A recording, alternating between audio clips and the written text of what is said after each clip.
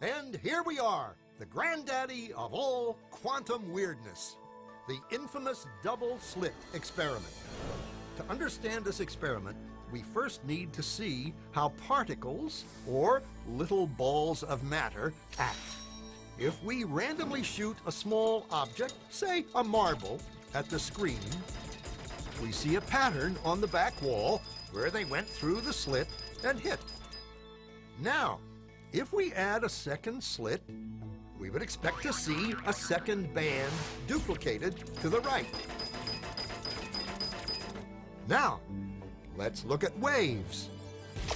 The waves hit the slit and radiate out, striking the back wall with the most intensity directly in line with the slit. The line of brightness on the back screen shows that intensity. This is similar to the line the marbles make. But when we add the second slit, something different happens. If the top of one wave meets the bottom of another wave, they cancel each other out. So now there is an interference pattern on the back wall. Places where the two tops meet are the highest intensity, the bright lines, and where they cancel, there is nothing.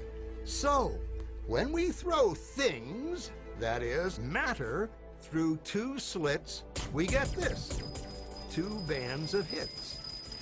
And with waves, we get an interference pattern of many bands. Good so far. Now, let's go quantum.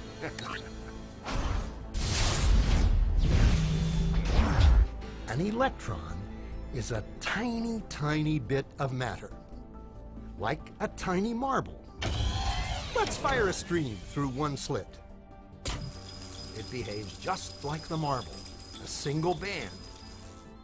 So, if we shoot these tiny bits through two slits, we should get, like the marbles, two bands. What? An interference pattern.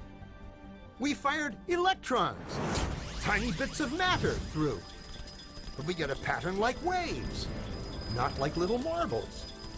How? How could pieces of matter create an interference pattern like a wave? It doesn't make sense. But physicists are clever. They thought, maybe those little balls are bouncing off each other and creating that pattern. So, they decide to shoot electrons through one at a time. There is no way they could interfere with each other. But after an hour of this, the same interference pattern is seen to emerge.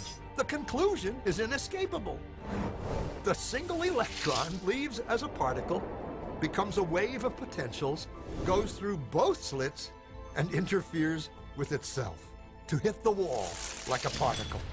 But mathematically, it's even stranger. It goes through both slits, and it goes through neither.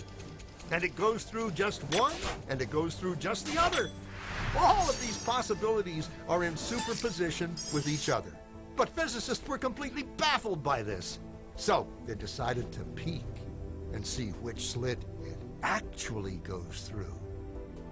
They put a measuring device by one slit to see which one it went through and let it fly.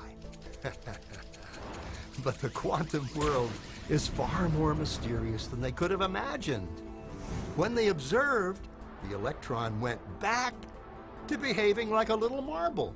It produced a pattern of two bands, not an interference pattern of many. The very act of measuring or observing which slit it went through meant it only went through one, not both.